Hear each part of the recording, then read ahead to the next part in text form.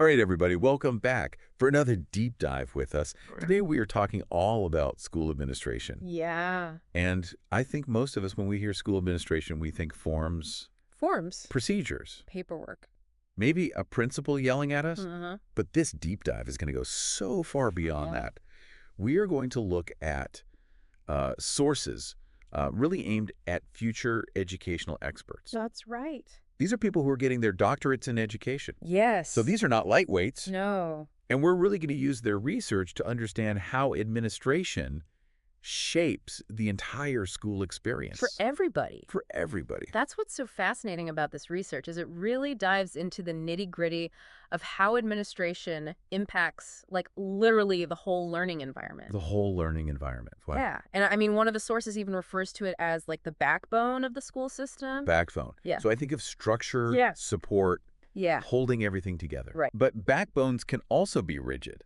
Yes, very much so. It's kind of a powerful analogy because, it highlights the potential for both strength and dysfunction, Okay. right? If the backbone is inflexible or, it's not working quite right, it can create pain points, limit movement, hinder growth. And that's true of school systems too, right? Totally.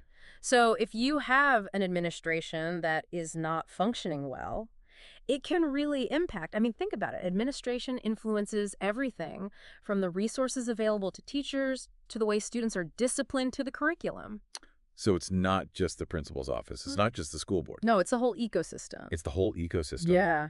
And the research talks about different leadership styles Yes. in administration. Can you break that down for us a little? Absolutely. I mean, on one end of the spectrum, you have this very top-down approach. So you have the superintendent, and everything flows down from there. And there's very little input from teachers or staff. Got it. And research shows this can lead to lower teacher morale. Oh, interesting. And a more kind of punitive disciplinary system. Okay. On the other hand, you have a much more collaborative model where you have teachers, staff, and even students having a voice in decision-making. Okay. And that tends to foster, research shows, higher teacher retention, Makes sense. more creative problem solving, Yeah. greater sense of community. I can see that. Yeah, and I'm already thinking about all the different schools I've been in Yeah. and where they might fall on that spectrum. Sure. But the research also looks at specific policies too, right? I mean, that's where the rubber hits the road. Yes, absolutely. Because that's where those leadership styles really show up. Okay. Right. So, for example, one source was really diving deep into standardized testing. Uh-huh. And, they're making this argument that standardized tests are supposed to measure student progress, but the way they're implemented can often have the unintended consequence of narrowing the curriculum. Right. Because teachers feel this pressure to teach to the test.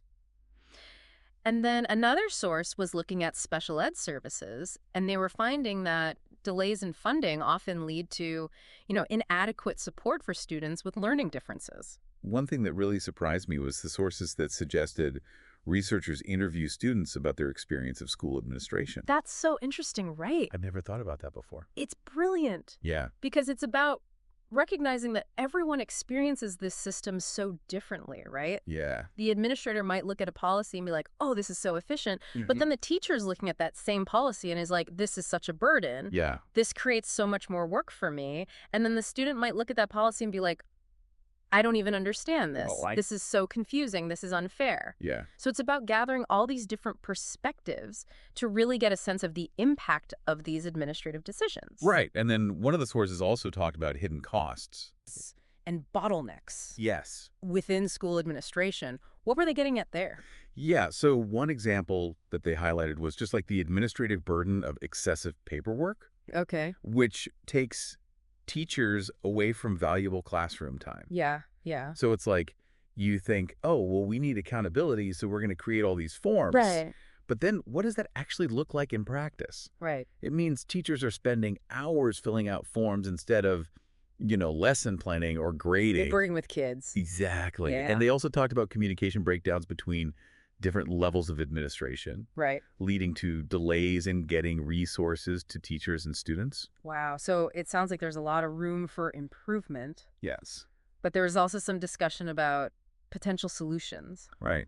Absolutely. I mean, the encouraging thing is that these dissertations aren't just identifying problems, they're actually proposing ways to streamline processes, Mm, improve communication, and really empower stakeholders at all levels, you know? nice. It's about creating this more efficient and responsive system that benefits everyone. So we started with this image of like Norms. forms and procedures, Yeah. and we ended up in this complex ecosystem that Right. truly impacts how kids learn and how teachers teach. Yeah, I bet you'll never look at a school board meeting or newsletter the same way again. I know, I know. And I think the key takeaway here, it's not just an academic topic. This is something every parent, every citizen can engage with, Advocate for. advocate for. So to our listeners out there, here's something to think about.